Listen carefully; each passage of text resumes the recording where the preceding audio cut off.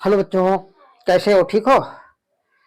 मैं उम्मीद करता हूं कि आप लोग जहां भी होंगे सब परिवार सकुशल होंगे, मस्त होंगे और अपनी पढ़ाई में व्यस्त भी होंगे क्योंकि एग्जाम चालू हो चुके हैं बोर्ड का। प्यारे बच्चों, आज फिर मैं ओपी सर बायोज ओपी क्लासेस से आप लोगों का पुनः हार्दिक अभिनंदन करता हूं। बच्चों, 10वीं का एक टॉपिक है लाइट, प्रकाश, जो अपने आप में बहुत कठिन भी माना जाता है। फिजिक्स का लेसन है, बच्चे इससे डरते भी हैं। तो चलो आज हम लोग इसी को पढ़ते हैं और आनंद लेते हुए पढ़ेंगे, बिल्कुल बिना किसी टेंशन के, तनाव के। हम लोग जो है इसको पढ़ेंगे। प्रकाश। तो प्रकाश में आज हम लोग 3 टॉपिक पढ़ेंगे। नंबर 1, प्रकाश की परिभाषा, प्रकाश क्या होता है, प्रकाश किसे कहते हैं। दूसरे पॉइंट पर हम लोग प्रकाश के सामान्य गुणधर्म पढ़ेंगे और तीसरे पॉइंट पर सघन और विरल माध्यम पढ़ेंगे। इन 3 पॉइंटों को आज क्लियर करते हैं। तो बच्चों शुरू करते हैं। प्रकाश। सबसे पहले प्रश्न आता है कि प्रकाश किसे कहते हैं, व्हाट इज लाइट। तो लेसन का नाम है लाइट, LIGHT, लाइट, प्रकाश। प्रकाश, इसकी परिभाषा लिखते हैं। प्रकाश किसे कहते हैं, तो जवाब होगा कि प्रकाश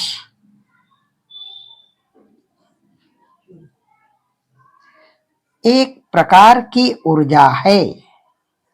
प्रकाश एक प्रकार की ऊर्जा है जो हमारी आंखों के लिए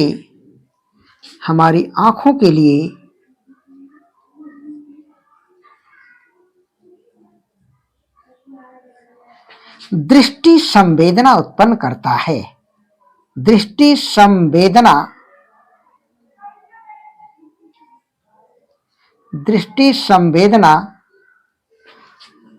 मीन्स देखने की ताकत,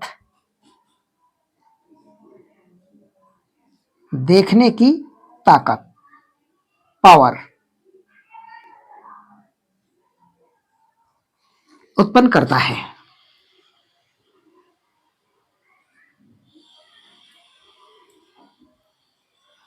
प्रकाश क्या है? प्रकाश एक प्रकार की ऊर्जा है जो हमारी आंखों के लिए दृष्टि संवेदना उत्पन्न करता है। अब बात आती है कि प्रकाश के कुछ समान गुणधर्म हैं और इन समान गुणधर्मों से प्रश्न बनते हैं बहुत अच्छे अच्छे। मैं बताऊंगा भी कि पिछले सालों में कौन से प्रश्न यहां से आए थे। तो हेडिंग डालो, प्रकाश के समान गुणधर्म।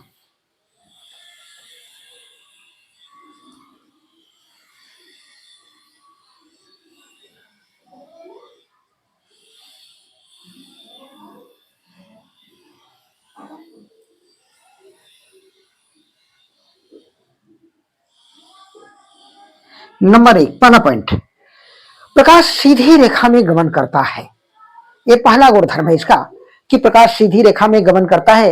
यद्यपि कि विवर्तन में इसका अपवाद भी देखा गया है, लेकिन जनरली प्रकाश सीधी रेखा में गमन करता है। पहला गुणधर्म है प्रकाश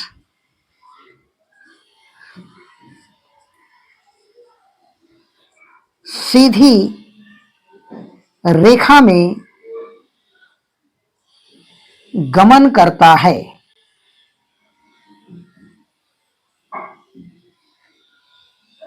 पहला पॉइंट समझ लेते हैं बच्चों। हम लोग चलते हैं, कहीं जाते हैं, मान लीजिए सपोज करो बाजार जा रहे हैं, रास्ते में कोई रुकावट आई हमारे मार्ग में, तो हम लोग तुरंत दूसरा मार्ग चुन लेते हैं और आगे बढ़ जाते हैं। लेकिन प्रकाश में ऐसा गुणधर्म नहीं पाया जाता है। यदि लाइन क्लियर है, रास्ते क्लियर है, तो सीधे चला जाएगा। अदरवाइज जहां इस पर अवरोध मिला इसको, तो वहीं रुक जाएगा, उसके आगे नहीं बढ़ेगा। यद्यपि कि ये गुणधर्म मुड़ने का या बगल से निकलने का हवा में भी पाया जाता है। दरवाजा बंद है, खिड़कियों और दरवाजों से हवा अंदर आ जाएगी और बाहर भी चली जाएगी। जिस प्रकार से पानी भी अपना रास्ता तलाश लेता है, लेकिन प्रकाश में यह गुणधर्म नहीं पाया जाता। प्रकाश सदैव सीधी रेखा में चलता है। ओ इसका दूसरा गुणधर्म, जब प्रकाश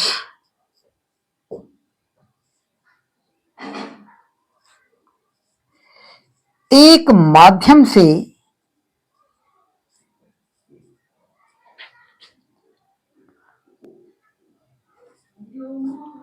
दूसरे माध्यम में प्रवेश करता है, जब प्रकाश एक माध्यम से दूसरे माध्यम में प्रवेश करता है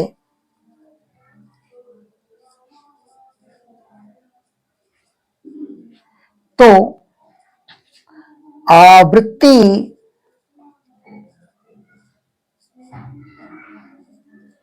को छोड़कर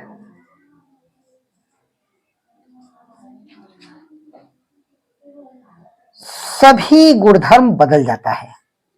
सभी गुणधर्म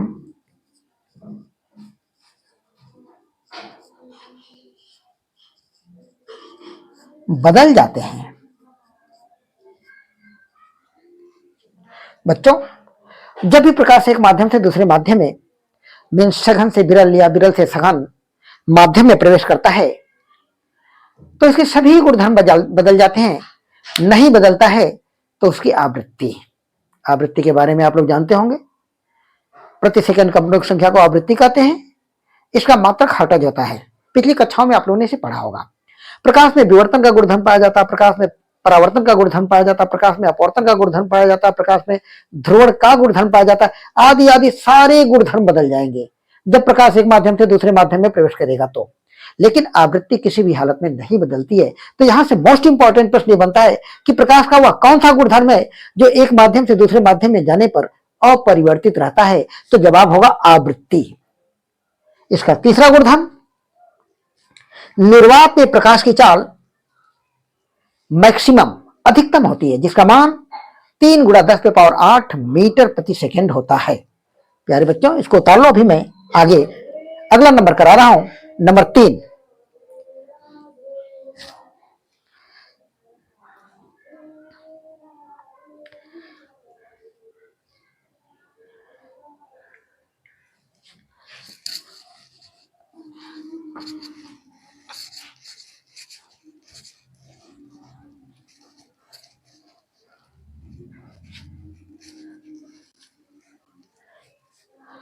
प्रकाश का तीसरा गुणधर्म और मोस्ट इंपॉर्टेंट गुणधर्म है नंबर 3,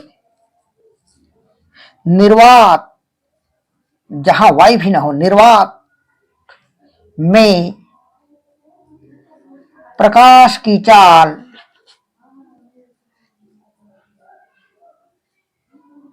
सर्वाधिक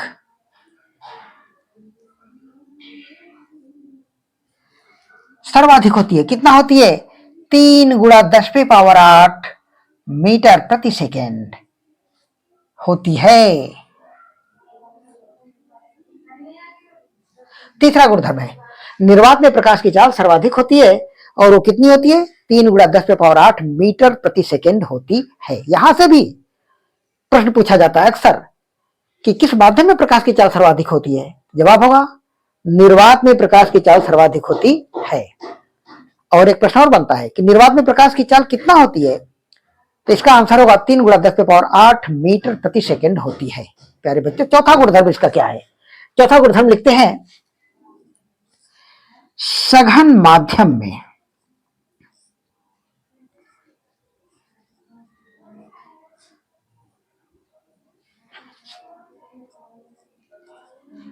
प्रकाश की चाल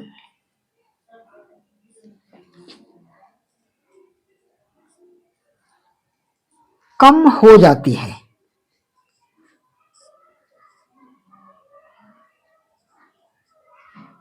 जबकि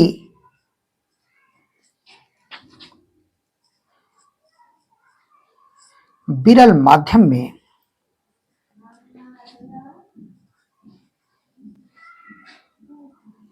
प्रकाश की चाल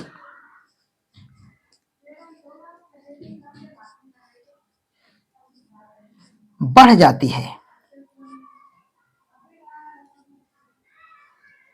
समझते हैं, सघन और विरल माध्यम को समझते हैं।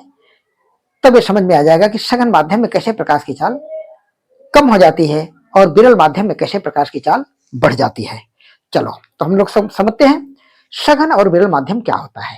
तो सघन की परिभाषा होती है जब किसी माध्यम के कण दूसरे माध्यम की अपेक्षा पास पास होते हैं तो उसे सघन माध्यम कहते हैं। विरल माध्यम की परिभाषा जब किसी पदार्थ के कण दूसरे माध्यम की अपेक्षा या जब किसी माध्यम के कण दूसरे माध्यम की अपेक्षा दूर दूर होता है तो उसे विरल माध्यम कहते हैं। ठीक है बच्चों, तो सघन और विरल की परिभाषा लिखो। अभी मैं समझा रहा हूं कि क्या होता है सघन और विरल माध्यम क्या होता है। तो सघन माध्यम हेडिंग डाल लो, सघन माध्यम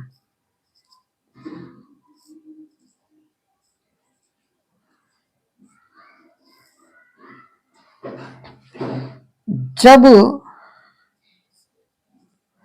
किसी माध्यम के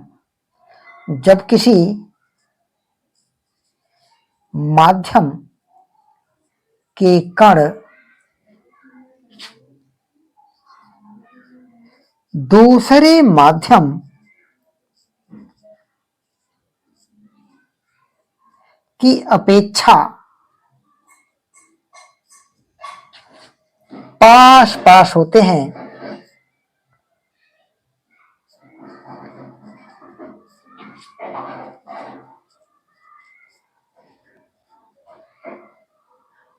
तो उसे सघन माध्यम कहते हैं।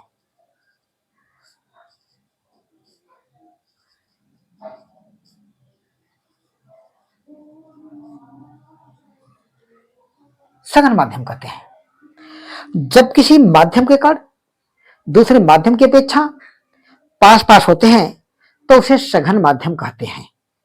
अब दूसरा है विरल माध्यम किसे कहते हैं, इसकी भी परिभाषा जाओ, इसके बाद मैं इसको समझा देता हूं क्या होता है विरल माध्यम, क्या होता है सघन माध्यम, कैसे आप पहचानोगे सघन और विरल माध्यम को।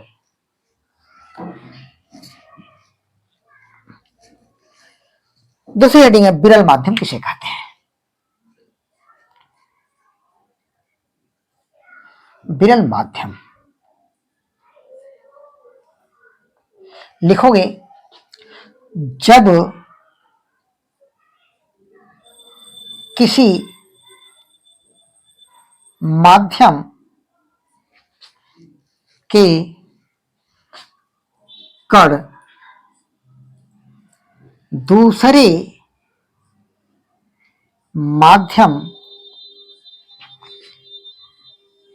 की अपेक्षा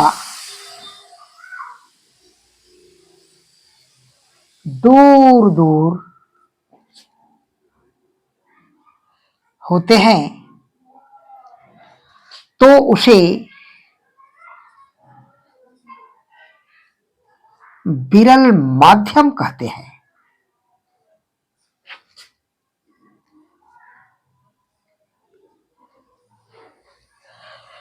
तो बच्चों जब किसी माध्यम के कण दूसरे माध्यम की अपेक्षा दूर दूर होते हैं तो उसे विरल माध्यम कहते हैं। ये तो हो गई परिभाषा की बात। अब आओ हम लोग अपने दैनिक जीवन में समझते हैं कि कौन सा माध्यम सघन होगा और कौन सा माध्यम विरल होगा और क्यों सघन होगा क्यों विरल होगा। चलो इसको हम मिटाते हैं, आगे हम सघन और विरल माध्यम को समझते हैं। देखते हैं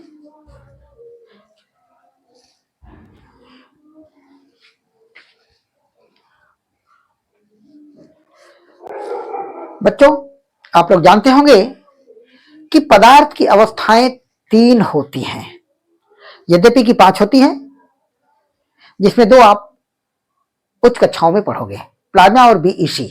इसका अध्ययन आप लोग उच्च कक्षाओं में पढ़ोगे। ठोस द्रव गैस, ये 3 माध्यम हम लोग यहां जानते हैं। तो पदार्थ की अवस्थाएं 3 होती हैं, ठोस, द्रव और गैस। इनके लक्षण आप लोगों ने पढ़ा होगा क्लास 9th में। तो ये जानो पदार्थ की अवस्थाएं।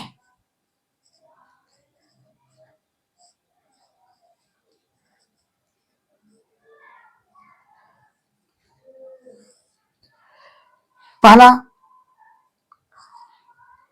ठोस, दूसरा द्रव, तीसरा गैस। ये तीन अवस्थाएं हैं। यही से हम लोग समझेंगे सघन और विरल माध्यम। कैसे हम दो माध्यमों में तुलना कर पाते हैं कि कौन सा माध्यम सघन होगा और कौन सा माध्यम विरल होगा। तो बच्चों देखो यहां पर ठोस के कण बिल्कुल एक दूसरे से चिपके होते हैं, या यूं कह लो चिपकेवा होते हैं। ठोस के कण बिल्कुल एक दूसरे से चिपके होते हैं।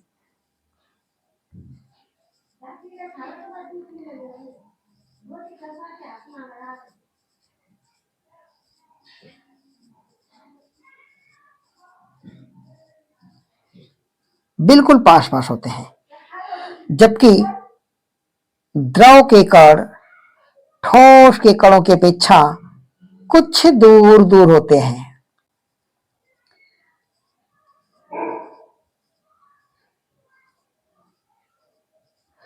और हम तुलना करें गैस की, तो गैस के कण इन दोनों माध्यमों की अपेक्षा, मतलब ठोस और द्रव की अपेक्षा सबसे सर्वाधिक दूर दूर होते हैं।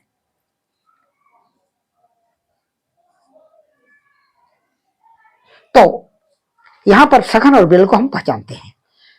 लिख लेना, सघन मीन्स पास पास, सघन मीन्स पास पास, और विरल मीन्स दूर दूर। ये होता है इसका मतलब। देखो गौर से देखोगे, ठोस अवस्था ए, बी और सी, ये तीन अवस्थाएं हैं। ए और बी में तुलना किया जाए तो ये ठोस है, ए, बी द्रव है, सी गैस है। ठोस के कण आप लोग देख पा रहे हो बिल्कुल पास पास है, द्रव के कण इसकी अपेक्षा कुछ दूर दूर है। इस आधार पर हम कह सकते हैं कि ठोस सघन है और द्रव विरल है। इसी प्रकार बी और सी में तुलना किया जाए तो बी द्रव है, सी गैस है। गौर से देखोगे तो द्रव की कणों की अपेक्षा गैस के कणों के मध्य रिक्त स्थान बहुत ज्यादा है, काफी दूर दूर है। तो अब द्रव के कण गैस की अपेक्षा पास पास है, इसलिए इन दोनों में बी और सी में तुलना किया जाए तो किसके कण पास पास हैं? द्रव के मीन्स पानी के, या बी के कण पास पास है तो बी सी की अपेक्षा क्या होगा? सघन माध्यम होगा और सी विरल माध्यम होगा। इस प्रकार से आपसे प्रश्न पूछा जाता है कि मान लीजिए ठोस में आप ले ले कांच ले लें, यहां पानी ले लें, द्रव या हवा ले लें। पूछा जाता है, प्रश्न पूछा जाता है कि कांच और पानी में कौन सघन माध्यम है, कौन विरल माध्यम है। तो आप जानोगे कांच ठोस अवस्था है, पानी द्रव अवस्था है।